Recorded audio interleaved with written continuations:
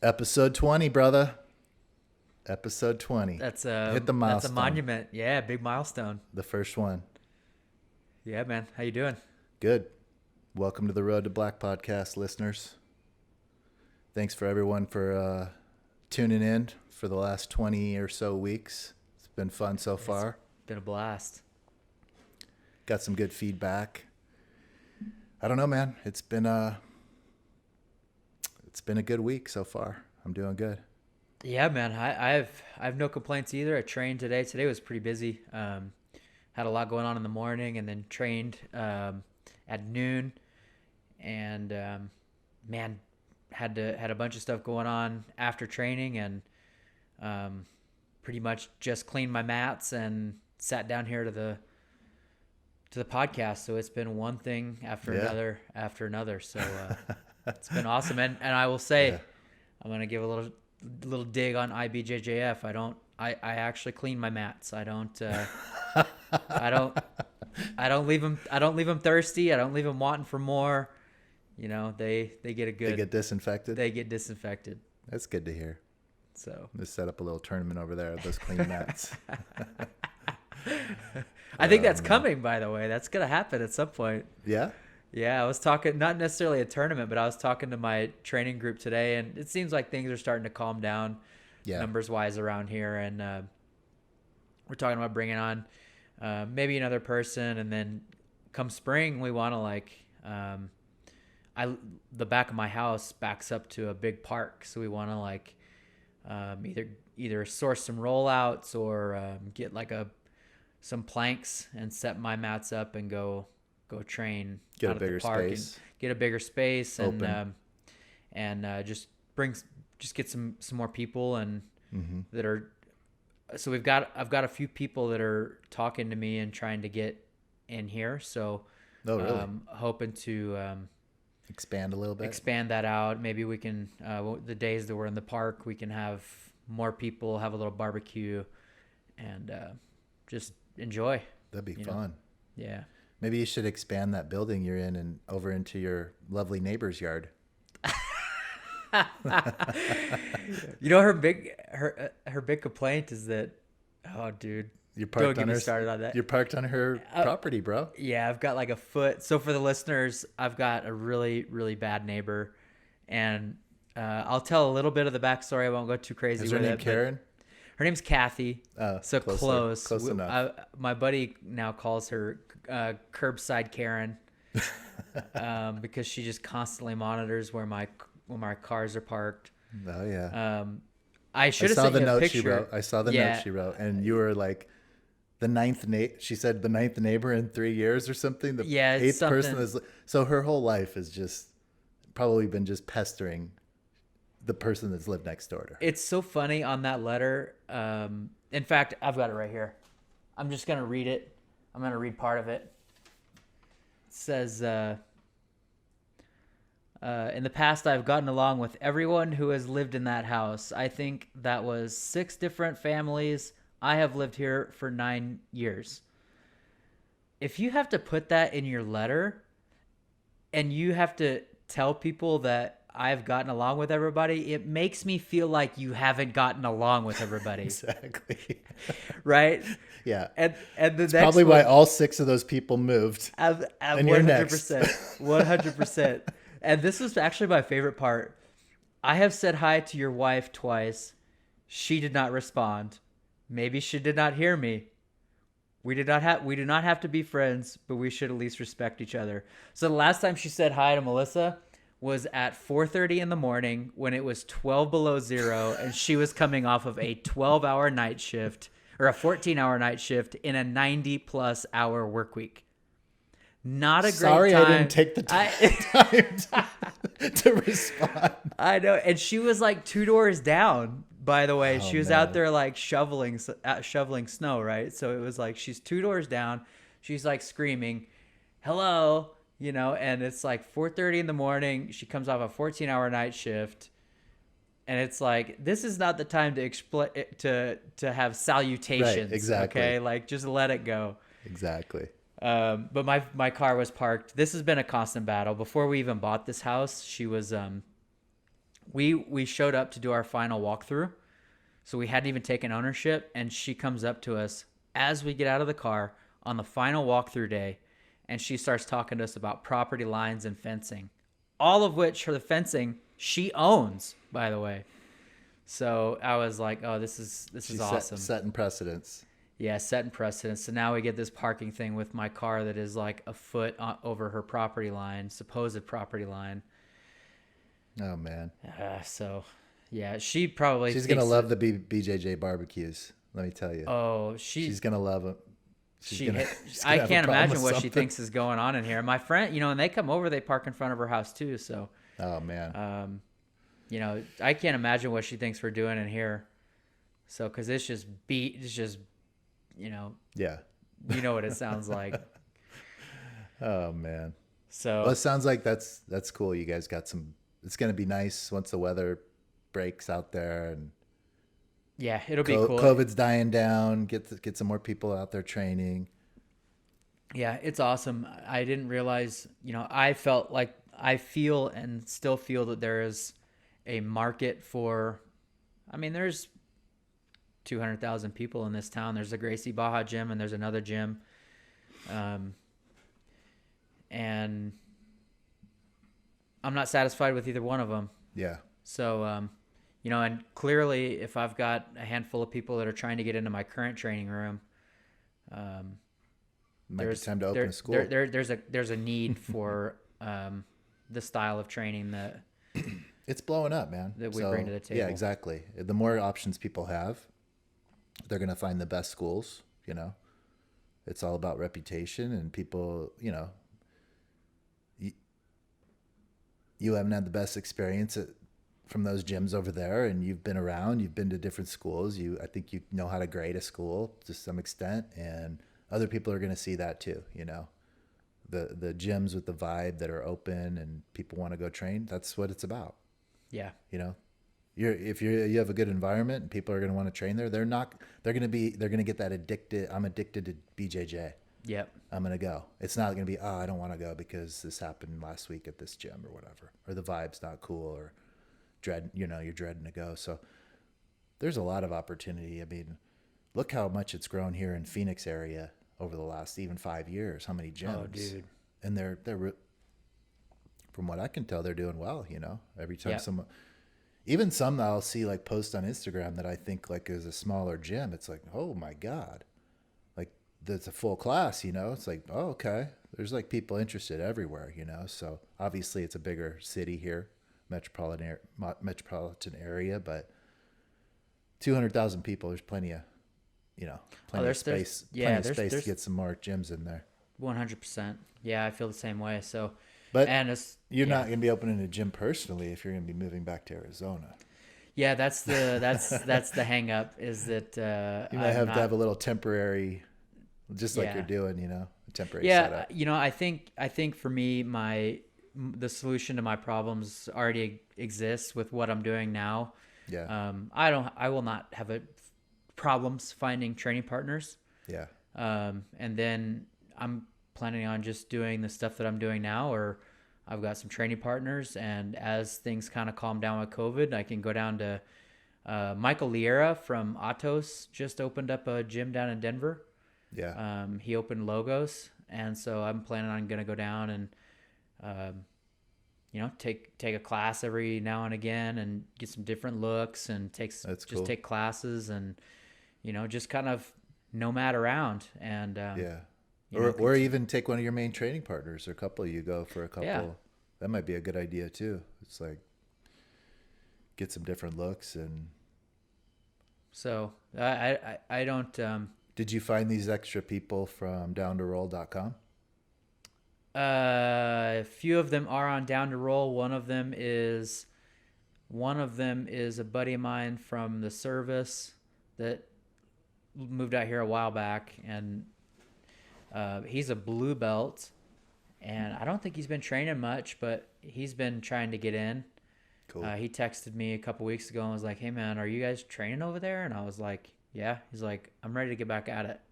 Nice. So I've got like a bunch of people that are all just like, dude, I want to train with you. Yeah, I want to train with you guys. Yeah, it's like, that's well, cool. We train hard over here, so get ready. Nice. Talking about training hard. Do you see those OU football players against those wrestlers that train hard? Dude. That train MMA or whatever they were doing? Dude, they showed those boys some violence, didn't they? That was funny. That was wild. They ate them up. In the middle of a urinal. With so many dudes in there, people stepping over him. I think my favorite part of the whole thing was that guy that was like caught in the middle of it with his drink, and he just like walks through the middle. At first, he was gonna be the guy that stops the fight. Did you see? Yeah. He like tries to like touch the guy, like he's gonna break it up, and he got kind of smart about that. He kind of smartened up. He was like, "Oh no, I'm not. I probably shouldn't get in the middle of this." That's like the worst. I hate that guy. The guy that jumps into the fight, the drunk guy, is like, he's like stumbles in there and he's trying to like, no, the business is being handled. Yep. Get your drunk ass out of the way. You're just gonna get hurt. That's yeah, right. exactly. Let it happen. Guy, he smartened up in the end, but that was beautiful. The whole like all of those situations, you see it in like a lot of these videos, is that people have no problem. They don't step in. They don't say shit when people are bashing each other's brains in, but the second somebody throws on like a chokehold, which is safer than you know it's like, oh no, it's over, it's like, dude, you know, it's over. It's like, a world star. I've seen that a bunch of times. No, it's not over. What do you mean? Yeah.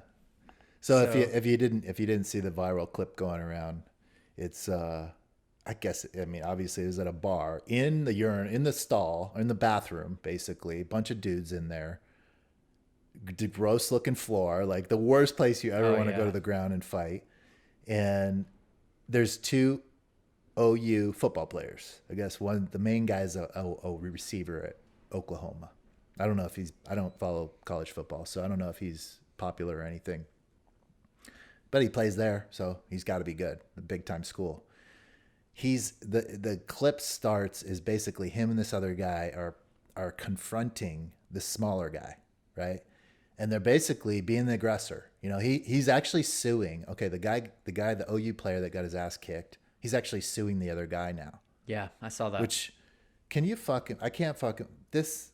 It's crazy. Like, what is things coming to? Like, I think I would feel embarrassed if I was that guy and sued. First of all, just like take your loss and learn a lesson. You know, now you're gonna sue for getting your ass kicked. What a punk. Yep. So it makes me all the more happy that this happened. But anyway, this guy was allegedly the aggressor. Okay, so in the video, this smaller guy, he just like it looks like he's talking to his friend, like, and I guess they can tell what he's saying because in the article it said he was saying something like, hey, do we really have to do this? Are we going to really do this? And right when he said that, he just basically just clocks this guy. So the little guy clocks the OU player who was in his face and being whatever. Yeah. And now if you see in the clip, the guy had a nosebleed. The smaller guy, his nose was already bleeding. So I didn't understand what happened because I was like, maybe we're not getting the full story. Like maybe there was a fight before. So I actually saw it today on a post. Now, I don't know if this is true, but somebody on the post said, hey, I'm from this area where these kids wrestled at in high school or whatever. I guess they train MMA or something now, but he's like, these dudes are martial artist guys. They're not built like that. They're not starting fights, you know? They're just good guys. Like they're just good guys, I guess. Yeah. That's what this guy was vouching. And he also said, look in the video. If you see it, the guy has a bloody nose. He goes, he got sucker punched. So the little guy had already gotten sucker punched by one of these guys, first of all. So that context isn't even in the clip, which makes it even more deserved that this guy got his ass kicked. Yeah. So in the clip, all you see is the guy's got a little bit of a bloody nose. He clocks this football player. They go down to the ground. And he starts basically grappling with him and wrestles him, gets on top and just starts pounding him. And his buddy takes the other guy and just slams his head into the wall, which was great. Oh. So both these littler guys, you could tell they were fighters. And it's like, here's a lesson for people that don't grapple or do anything. And I've been there in my life too, where you think you're tough until you fight somebody that trains every day. literally wrestle. Like if you're training jiu-jitsu every day or whatever, several times a week, you're literally wrestling other people for your life. Yeah. No one else does that. I know. Like no one in real life does that. Unless Those you're guys, training, they have no clue how to, like, no chance, by the way. No chance. You know, if you especially against these guys that were wrestlers already and they're training MMA, I mean, there's just no chance. You saw what happened. Oh, it was, unless you're another martial vicious. artist and you're fighting. But I'd always tell people, you know, people are like, hey, I want to get into jiu-jitsu. What are I've heard these are the benefits here, self-defense. I'm like, look, even if you're not in like a self-defense oriented school, the fact that you're just grappling with someone and knowing how to move your body and manipulate somebody else, who, by the way, is also grappling. Now, imagine doing what we do as jiu-jitsu practitioners to someone that has no clue. When you get them to the ground, they have no chance whatsoever. None. Zero chance. None. Zero. I know. And you don't have to be training long to put that into play, you know? Yeah, I'm talking white belt. If you're a white belt that's been training some time and you can manage your body, you know, you're getting to the point where you can figure out how your body's moving and controlling other people. Maybe not a new white belt, but you know, you've been training for several months, a year or two, you're going to get your blue belt. There's not, I mean, unless that other person's going to hit, you know, obviously there's going to be striking and guys going to throw blows and stuff, but still you have such a much better chance of getting to someone, you know, wrestling to someone into a position to where they cannot. It doesn't matter if you haven't taken like true self-defense courses where you're blocking punches. No, just body positioning, knowing how to grapple and manhandle somebody, you know, it makes all the difference in the world. You saw that in that little clip. I mean, that was I mean, that's why it was so popular in the jiu-jitsu community. Everyone was just like, one for the team. Yep. And you know, those guys, they put a beating on those football players, but you know, he wipes his nose and then he like slaps him. Yeah. I mean, it was like a wrestler.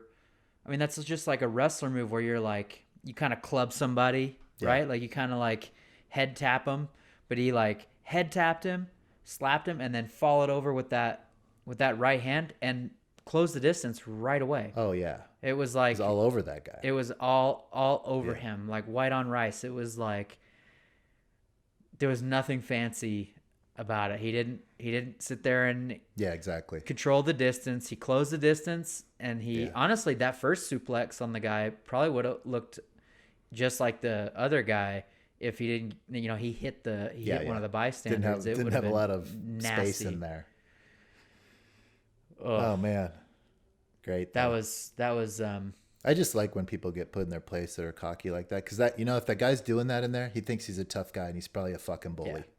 Yeah. You know what I mean? He probably is. That's just how some of these guys are, and sometimes you need to be taught a lesson, you know? Right, you know? I've been in those same positions where I probably was in the wrong and talking shit to somebody when I didn't even know who this person was and I wasn't trained, you know? It's just a bad look, you know? And that's what happens when you're young. You know, you get this, you have this testosterone flowing, you don't have a lot of experience, probably haven't come up. He's probably been in the cool crowd, football players. No one's going to mess with these guys. They're giants, you know? Yeah. But one-on-one, you know, you get in the wrong crowd, piss somebody off. And I would love to know what happened in the first place, you know, why the guy had a bloody nose. But it seems to me the good guy won in the end. But it is what it is. It's, you know, sometimes you got to take care of business. Yeah, and unfortunately, we live in a litigious society, it's like you can't just take your beating and move on, you know? Let it. Yeah, you know. If I say anything there, people are gonna be like, "Oh, look at this old guy," like thinking, you know, the young people, they can't be men, and they have to. It's one of those things, man. That's just the society we're living in. It doesn't matter your age, really, but for him to do that, it's just comical, especially because there's a video of it and stuff. It's like, that's embarrassing to me. It's embarrassing because you're full of shit, by the way. We see the video. You're no de-escalation. The guy was getting in his face, dude. I know. It's in broad daylight right there. You can see. Their lawyers were trying to say that he was acting as a peacekeeper. Did you hear that? I saw that in the bathroom.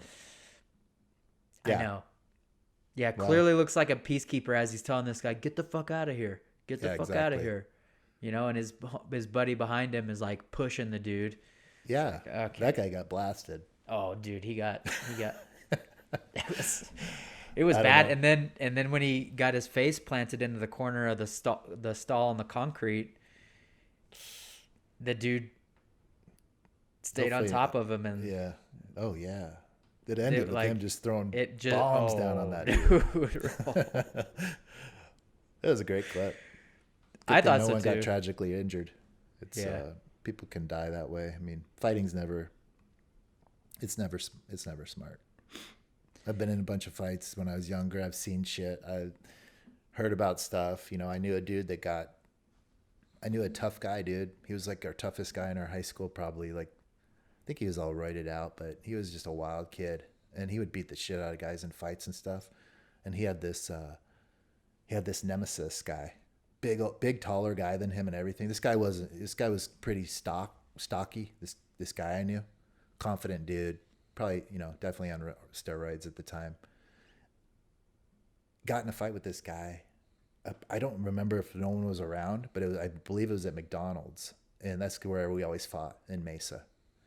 And just that's where everyone was. So there's always fights there and shit, you know, people drinking, going to parties, hanging out. I guess this guy got clocked by this guy, or I don't remember. It was probably the guy also drank a lot, so I don't know if it was I think it was probably like a sloppy fight or something. But anyway, this dude falls back and hits his head. Mm-hmm. I mean, almost kills this kid. Oh, I know one of those too. I got one of those too. The one, the cocky one, you know. So he kind of got the tables turned on him that night by this dorky, taller guy. I don't know what happened, but this dude either clocked him. I don't remember the full story. I just remember this guy was in the hospital that we knew from my school for a while. Like, but there's a lot of stories where dudes just, you've seen videos. Oh yeah. I mean, if you bounce your head off the pavement, you're at least getting brain damage for life. I mean, some sort. Yeah. That is not a good look, and a lot of people die that way. So that's the one thing I was always kind of scared of in fights. Is like getting hit and going to the ground. Dude, that happened when I was bouncing. Actually, here in the town that I'm living at, a long time ago, was bouncing, and fight broke out. It was like a little ways. It was like all the bars kind of dumped out into one little square, and which is already kind of a recipe. Like for you set you like you've got like it's like Mill Avenue.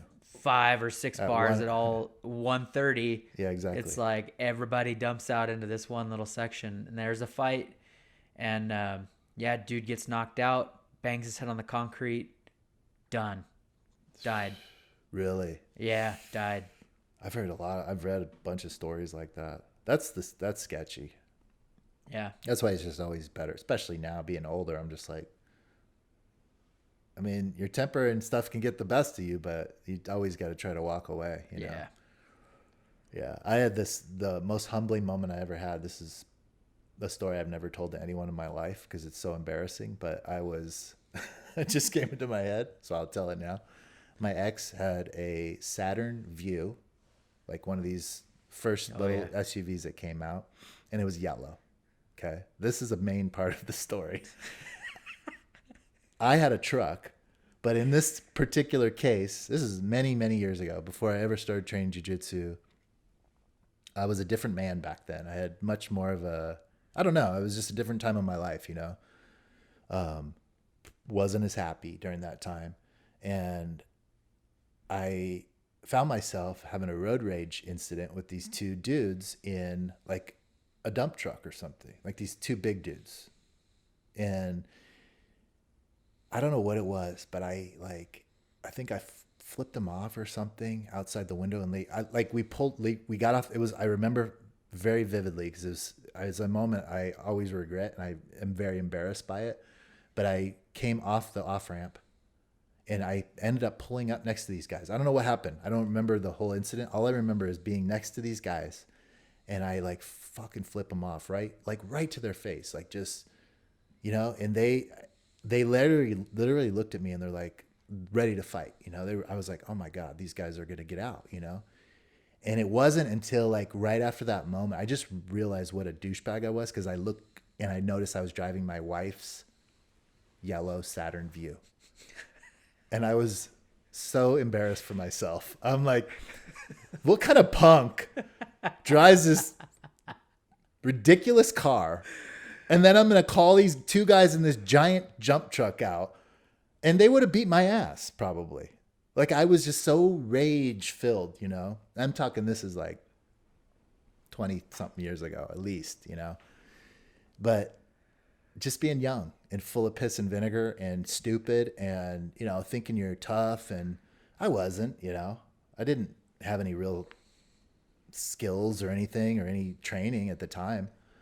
But it was just one of those moments. I literally changed, like from that moment on, I literally always became more cognizant of like road rage. Not to say that I haven't gotten pissed off on the road or something, but I was like, that was really stupid. Like not only did I look like a fool, just because I was like, look at me. Like I'm not even in my truck, What a disgrace. First of all, it's a disgrace that I was even driving that car. Anyway, it was an ugly little car that I didn't like very much, but I don't know why I was driving it that day, but I just realized how ridiculous I looked and how I was about to get my ass kicked. Because these guys were like, the guy was like opening the door, like, okay. Oh, man. Yeah. And I was like, oh no. Yeah. And I noticed how big this guy was. Yeah. So I think I quickly pulled off or just said, I'm sorry about that, and left. But yeah, you never know, man. You never know. We've talked about crazy stuff really on here. Man.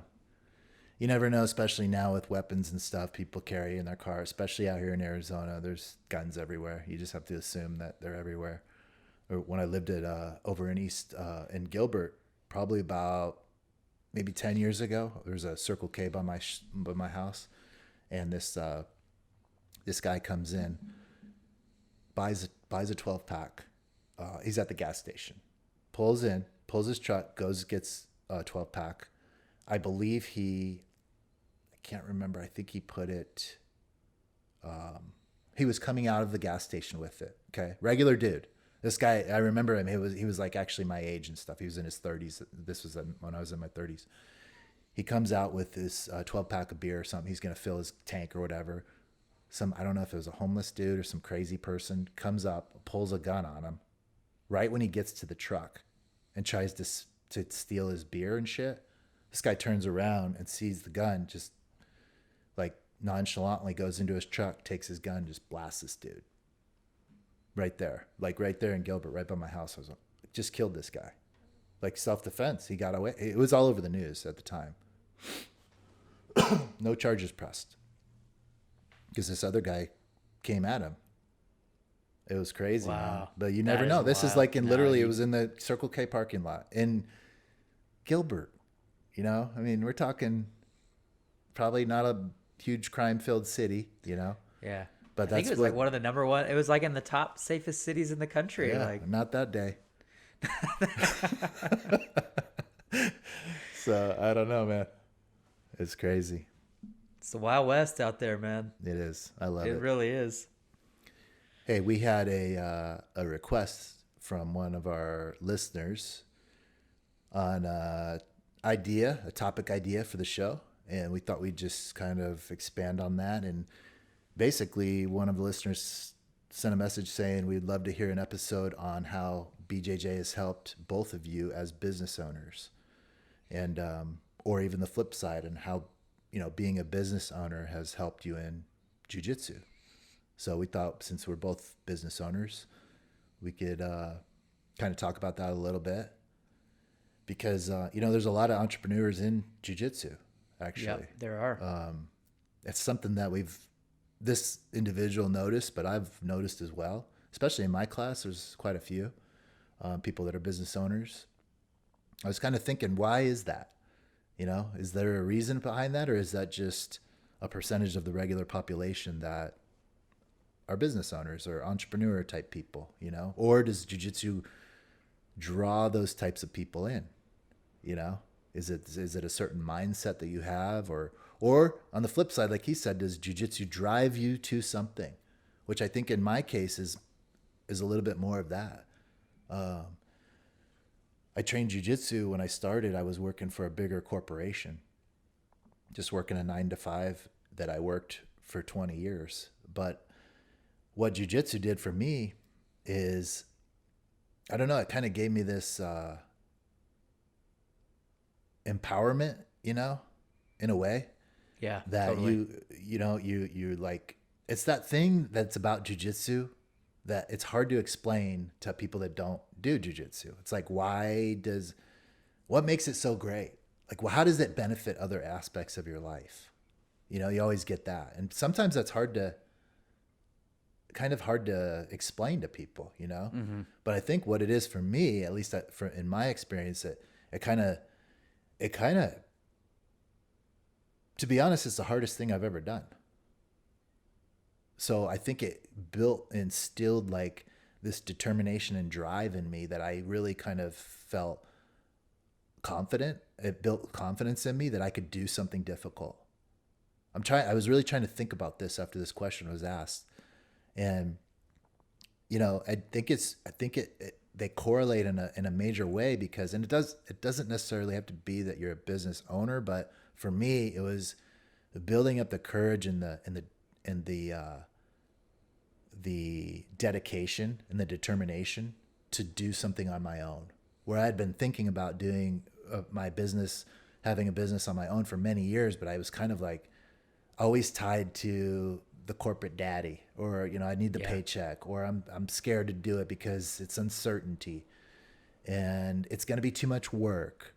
Maybe I'm not disciplined enough. But like once I started into a few years of jiu-jitsu, it was literally like 2 or 3 years in, I was like, this is like something that I want to do for my life, because I can feel it benefiting in other ways. One of those ways obviously is like when you train, this has been absolutely 100% true for me. When you train, especially because I train in the morning, like the rest of the day is such a cakewalk, especially when I used to work in a high anxiety job. It changed everything when it was like my saving grace, especially the last few years I was there, because I was in a stressful environment,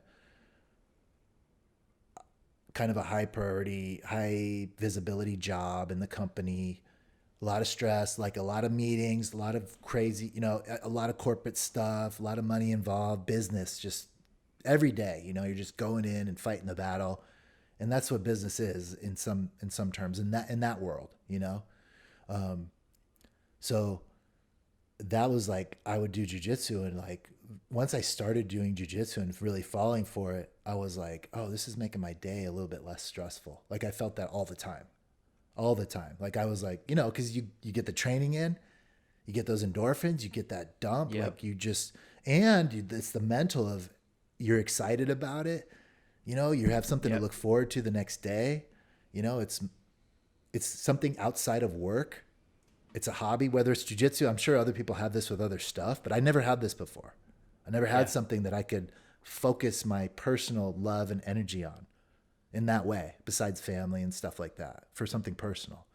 So once I started doing jiu-jitsu, I started kind of seeing the negativity more in business, in the circles I was in. I was like, well, I'm feeling this good on the mats with jiu-jitsu, and it's like this vibe and this lifestyle that I kind of want to live.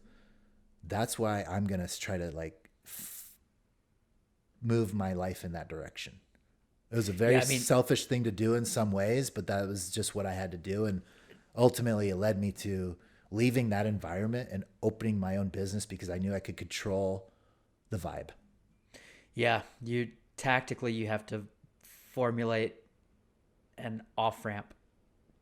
Oh yeah. To, you know what I mean? Like you have to formulate your exit strategy to get, and it, you know, it is, I'll be pretty clear, starting and building a business. There's a couple points that I want to make in relation to jiu-jitsu, but the first thing's just starting a business and building a business. It is terrifying. Like for me anyway. Like it for especially for me working in healthcare, it would be super easy for me to get a job. Mm-hmm. I can work at a clinic or a Right. hospital. Like there's so many job opportunities. Cash my check every day, go work for someone else and let somebody else make buku bucks off of my work ethic and me working hard. Yeah. But like actually starting a business for me was absolutely terrifying because there's so many unknowns. There's so many like, how do I even do that? Like, how do I even start? Yeah. You know, how do I get my first client? How do I get my first 10 clients? Yeah. What are the how do I structure my business? What do I want it to look like? Like I have learned I've learned a lot about business and just in the last year and a half. And, my business coach talks a lot about how business is building and running and operating a business is art. You can have all the tactics you want. You can do everything tactically, but first of all, it's a long game. Like you're running, building, operating, it is the long game. There are going to be so many bad days where you're not as productive as you want. Some days just are a dud, and you have to look at it across the long spectrum. Yeah. And it's the same way with Jiu Jitsu. I was just going to say, Like, you know what that correlates with? same. Yeah. The road to black. That's right. Exactly. So you're playing. It's the long. You have to look at it the long game. There's going to be days you show up on the mat that you can't hit anything. Yeah. You just get steamrolled all day, and same thing. You show up for your own business. X, Y, and Z always there's going to be all kinds of stuff that are going to be trying to pull you away from, and sometimes there are things that really need attention, and you lose a day. It happens. Happens a lot. It happens, but if you're in it for the long game and you know the tactics and the strategies, you can have all that stuff, but if you don't actually artfully apply it to your business, and look at it across a broad spectrum of, my business isn't going to be Amazon size by the end of next year. Yeah. But I'm going to be further than I was today. Yeah. So that's the way you got to look at it. You almost have to have a blind faith that, same with jiu-jitsu. I'm going to get promoted when I'm just going to put the work in, right? Yeah. We talk about it a million times. You're determined, you're persistent, you just keep putting the work in. Same with business. And that's when I opened my business, that was the same thing. When I opened the first day, I literally didn't know like how I was even going to get, if anyone would even ever come and do cryotherapy. I built this beautiful place. I was like, well, I think they're going to come, but I don't know. This is new, Yep. We didn't really even know how to do advertising at that time. We just opened. Yep. And sure enough, like there was a lot of slow days where I'd just get one person in, or sometimes no people, It's like, that's okay. This is it. So we just kept putting in the work. Same with jiu-jitsu, you're like, it's that long haul. And I think that's where those things correlate. And I think that's why there is definitely there is something to that with, and it's not just entrepreneurs and business owners, but hard workers, I would say, but especially people that are on their own doing, if you're an entrepreneur, you have your own business, everything falls on you. And it's the same with jiu-jitsu. No one can hold your hand through to a blue belt. You have to do the work yourself. You have to put the discipline in. Same with business. It's all on you, or if you have a team, that's fine. But if you're just a sole, proprietorship or entrepreneur that, you're running your own deal. When I took that opportunity to do and took that leap of faith, guess what I stopped doing?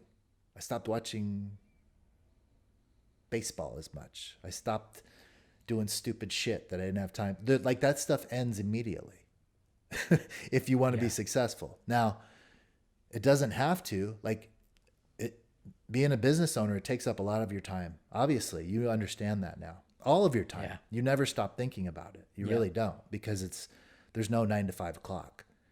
Now, this goes the same with jiu-jitsu.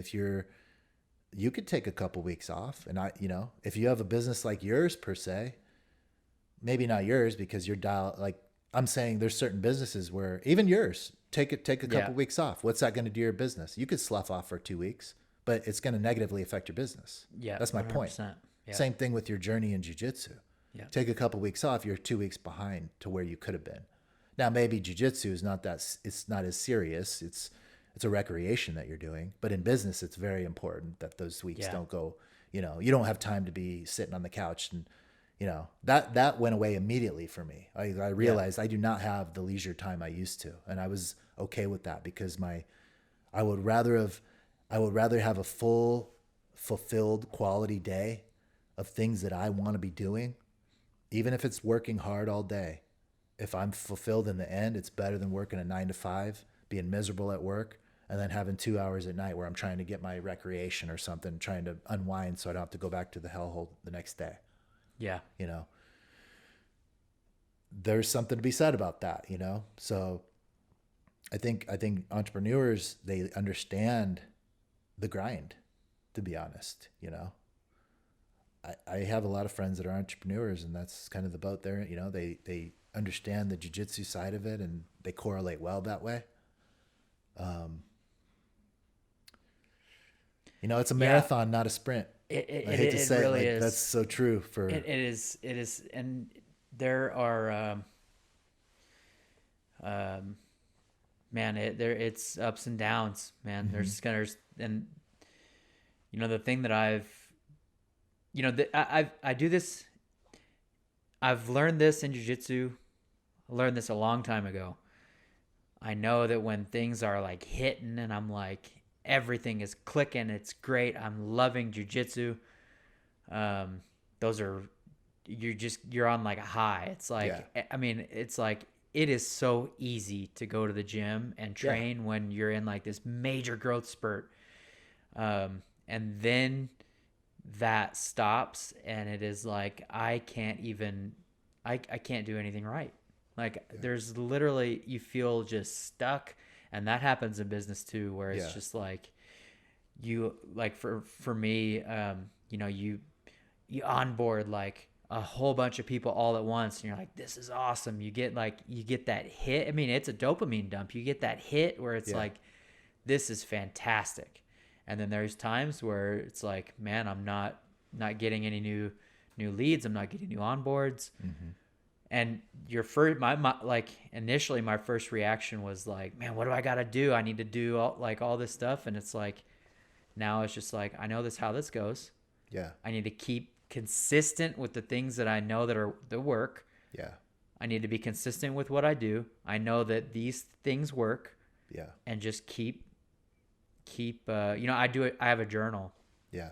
And I keep this journal. It's kind of like a business journal, but when I go through those moments where I am like getting a lot of leads, new onboards, all this stuff, I write like the things that I'm doing. If anything has changed, mm-hmm. if I'm posting more to social media, if I'm doing videos instead of quote cards.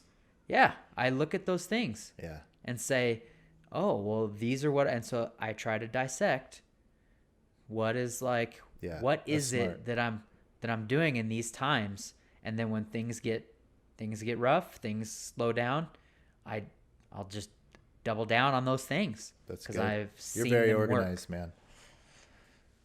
You have really good processes. I wish I did that. I'm sitting here thinking, Jesus, that's smart. But it takes a lot of effort, because what you're doing is tracking data. Yeah. Those are data points that you can go back and study. And, I fully understand that. And I know you've always been that way since I remember when you were like coming out of school and we started talking just because I had a new business within a couple years and we met a couple times That was when we first started becoming friends. Yeah. And you were really like exploring doing something on your own and talking about systems and all that stuff. But I could tell right away, which is, by the way, is very rewarding for me to have seen you go through that and literally build this thing from scratch. So congrats on that. But you know, it's because you're very task oriented as well. So again, what gets you along in jiu-jitsu? That you know, putting the extra thought in and having some task or goals, you know, like we've talked about before, you know, just don't go through the motions, but maybe have some goals of where you want to be in 6 months, a year. And I'm not saying belt, maybe you want to work on this particular guard or work on your stand-up game for 6 months, you know. You do those things when you set tasks and you know, and that's how you have to do it with the business as well. Yeah. So I think that also correlates very well, especially when you're opening a business. Like I literally had a list of this has to be happen, this, then this, then this, then this, just to be open. Once we're open, now these are my tasks. This is the advertising we do every week. This is what we do. Yep. This. If you can stay on those paths and you have some organization, like you're saying, and you go an extra step by doing that back analysis, that's where people become successful, you know, to be staying on track, getting the task done, and, you know, making lists and following through with it. Yeah. I mean, for the listener, this is, so for the listeners, my business is called the BJJ Physio. It wasn't always like that. When I first started, my business was completely different than what it is now. And I think to draw a corollary to jiu-jitsu, your things evolve as you get into jiu-jitsu. Your jiu-jitsu knowledge advances and what you want your jiu-jitsu to look like changes. Yeah. The same thing happened to my business. I had my business just in April 2020, went through a big rebrand and like everything changed. I turned the whole business upside down. The thing that I learned with business is if you're not making active business decisions for the business will make decisions for you. Yeah. And you won't like them. And what happened with me is I had a business that was actually growing a lot and it was starting to really show some success really early on. But I wanted to work with jiu-jitsu athletes. I didn't have a brand that was jiu-jitsu oriented. Mm-hmm. And I was in the beginning, you know, you're just trying to find your first few people. I would take anybody. And it's like really hard to set boundaries and set like, I only work with jiu-jitsu athletes. That's what I do now. Do you do jiu-jitsu? Yes. Okay. What's going on? Do you do jiu-jitsu? No, I don't. I am sorry. I can't work with you. I only work with jiu-jitsu athletes, and let me find you a person that I think can help you. Yeah. But when I first started, I had a business that was showing a lot of success, and I was helping getting a lot of people better. And then they were sending more people to me, but it was not the people that I wanted. I was not the population that I was passionate about. Yeah. And so I started making this business and getting success, but I found myself in a job that it was just a job that I had built for myself. Yeah. You know, it wasn't something I was passionate about. Right. And with jiu-jitsu, you know, as you gain knowledge, you start being able to make those decisions about what does my training look like? How do I want to set, going back to, as you were talking about setting tasks, what are my tasks that can get me into that next, to that next push? You know, what do I need to do to continue to progress my personal journey and my road to black? Yeah. So, well, you dove head first. Thankfully you realized, I think it just took that. If I could give advice as an entrepreneur, is that you have to be flexible like that. Things change, and especially if you're developing something or you're a creative person. And the development part is like, at least you were able to quickly find that you did the technical part, you did your homework, you opened a business, You did it. You got the education, the schooling, the certificates. I opened the business, but you were missing because you were probably so analytic and focused on just getting that physical therapy business going that you really didn't.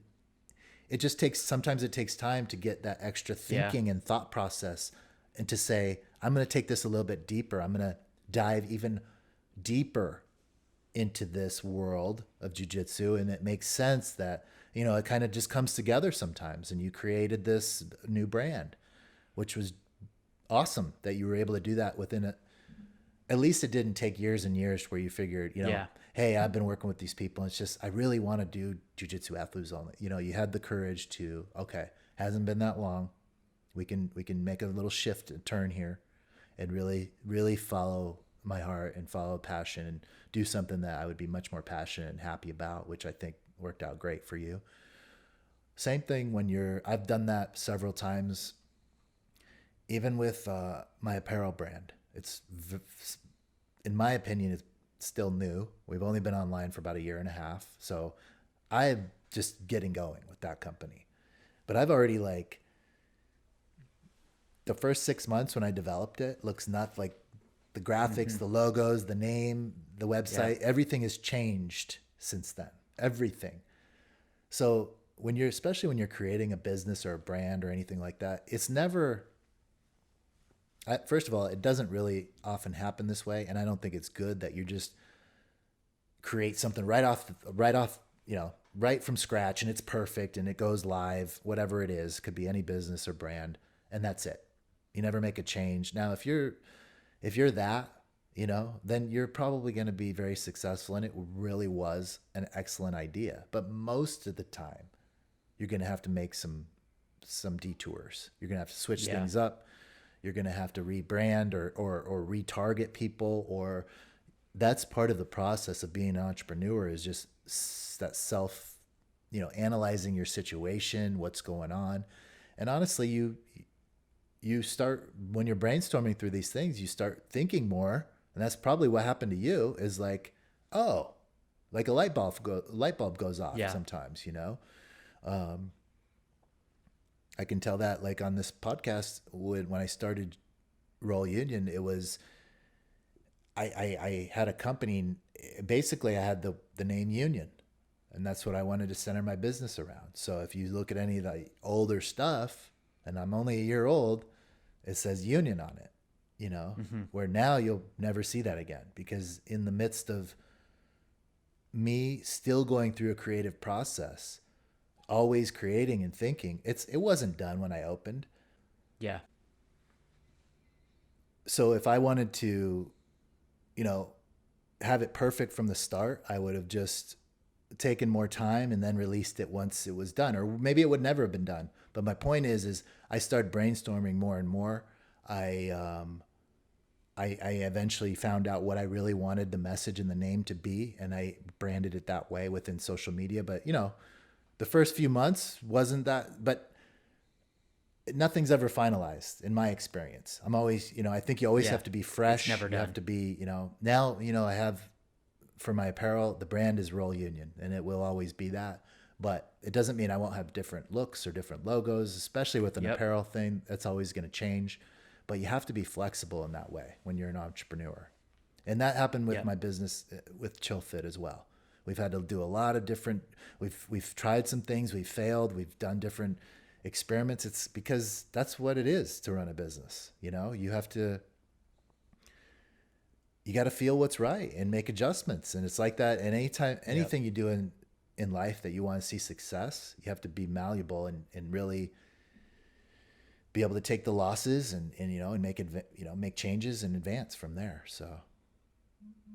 Yeah, there's going to be times when you throw up a triangle and somebody passes.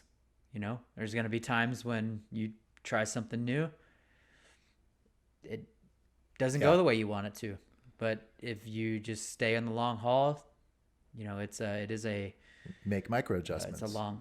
That's exactly right. How fitting, and macro adjustments in some cases. Like yours might have been a macro adjustment. That was I did. Yeah, that was a macro adjustment. But an adjustment all the same. businesses are never done. Like my business right now, it's not done, and, I'm constantly trying to get feedback from, you know, from everybody. Like what do you want to see this turn into? Because, ultimately, just like your apparel company, just like Chill Fit, just like the BJJ Physio, I built the company, but it's not about me. It's about the people who are wearing your apparel company. What do they want to see? What are the people that come into Chill Fit? What do they want? What do they want out of that? What do the people who sign on with the BJJ Physio? What do you need, and what do you want and expect out of what I can provide? Yeah. And how can I do that for you? And then you take that feedback and you build your next version on top of what you've already started to build. Same thing with jiu-jitsu. Yeah. You take these techniques, you learn the techniques, and then you build them more and more complexity and more into what your jiu-jitsu, what it's going to be in that next belt or that next phase of growth. So it's never done. Jiu-jitsu is never done. Business building is never done, until you sell it off. Yeah. I think that's a good I think that wraps it up in terms of the correlation, because not to say people that aren't entrepreneurs don't train, everyone trains jiu-jitsu all across things, but it does make sense in that way, because I can speak from experience. Working in a different environment when it wasn't my own deal, it wasn't like that. I was at the mercy of maybe my boss or my boss's boss or something. You didn't have the individual opportunity to make those changes and make those shifts. And that can be frustrating if you don't have that control. But, it is a lot like jiu-jitsu, and maybe that is why people are drawn that way, because they're used to owning their own shit, Yeah. and going through something difficult and, putting those tasks down and just knowing that it's going to be a grind, and having kind of a blind faith that, hey, it's not like there's any end goal, right? I mean, I think you definitely want to have some goals in terms of your business, or maybe even if you're in business for a long time and you want to have like a plan to get out of business. The point is, though, especially when you're an entrepreneur, you want to enjoy what you're doing at the time. That's why we do these things. We take this individual ownership, and that is one thing I will say. There was a lot of things I appreciated about my former career. I worked in a great company for many, many years, made a lot of money there, great benefits, just amazing friendships. I couldn't say enough about it, but personally, on a selfish level, it just wasn't fulfilling.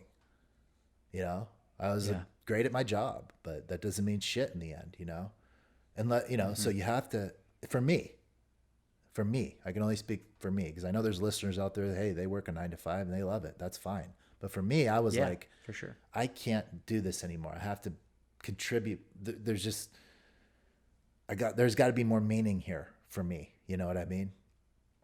And, jiu-jitsu gave me a lot of that personally, but my businesses have really, I've had Chill Fit open we're going on 4.5 years now. And I've never felt better about work, it's rewarding. So, and it's fun. And I like to manage my own thing and be able to have that leeway, but it's also, you take a lot of pressure on, it's all on you. Something fails, the business fails, or something goes wrong, it's all on me. There's no pointing fingers. There's no, my boss telling me what to do. There's none of that shit. So guess what? That's how jiu-jitsu is too. Yep. It's all on you. It really is. You can't blame anybody else but yourself. So on your performance. Keep showing up. Exactly. Yep. Figuring out what you can do to improve it. Entrepreneurs out there, if you have any other comments on this, send us a DM, or any other, you guys listeners, thank you. 20 episodes in. We'll wrap this one up for today. 20 episodes, bruv. That's pretty awesome. Yeah. I'm stoked. It's been a good couple months now, a few months. Got some other stuff planned coming down the road, but every week we're going to be here talking about jiu-jitsu. So you guys want to send us in some more episode ideas, we appreciate it. Any kind of comments, go subscribe to our stuff. We're on YouTube now. You can go check out this YouTube video where I saw I thought maybe they were little aliens flying around Wes, but it could have been like he's got some little particles going on and getting tracers over there. Light's funky. Got some natural light in that room, which is nice, which I had more of that here. But yeah, we're on YouTube. So go see two bald guys. Check us out. Subscribe. It just helps get our listenership up. We both got a lot going on. We look at the analytics a little bit, but we know we're growing. And that's, if you guys can help share our social media, subscribe on wherever you're listening, Apple Podcasts, Spotify, any of those. I think I'm an Apple Podcast fan. I just love it's so easy. I don't know what you use, but I've been listening to JRE on Spotify and it's a nightmare compared to what it was on Apple. It's just, dude, the app is horrible. I was pissed when Rogan cut me off because I just switched over to Mac, and I'm getting used to the Apple Podcasts and stuff, but I don't have Spotify. I pay for Amazon's, the Amazon Music Premium or whatever it is, and so I don't have Spotify, and I can't. That's it. Guess you're not subscribing to the Road to Black over there, but I can't subscribe to Rogan. I can get everything else. You can get it for free. You can get it for free. Yeah, I get it for free. You have to listen to some ads once in a while though. But the app itself, and look, if you use we have a lot of Spotify listeners, so I probably shouldn't talk shit because we're literally on that platform. But I don't know. It just, Apple Podcasts seems cleaner to me. I get a little less, because when I listen to podcasts, I'm in and out of my truck. I'm in and out of whatever, I might pick it up on my phone. The Apple Podcast app is so smooth for that. Every time it just comes right back on, or it's always there. With Spotify, I lose with JRE, I lose it a lot. I might listen to half the episode. I get out of my car, I come back in. It's sometimes it'll go back to the beginning. Sometimes it'll be playing music. Yeah, I haven't been on Spotify that long, but it is definitely not. And I've read this online, a lot of hate towards Spotify in terms of JRE. Really? Yeah, because it's not as good of a clean, and people can't. There's no YouTube anymore for his podcast. I'm sitting here bitching about his podcast, but anyway, we're on YouTube. We're on Spotify. We're an hour. You should be able to listen to that in one go on Spotify, so no problem. I'm a fan of Apple Podcasts, but I got Apple Music and everything. So wherever you're listening, go subscribe. Like our social media. Let us know if we can, talk about anything else you guys want to talk about. Other than that, we'll be back next week. Wes, you got anything? I got nothing. Nothing more. Thank you for listening. Thanks for listening, guys. We'll see you next week for episode 21.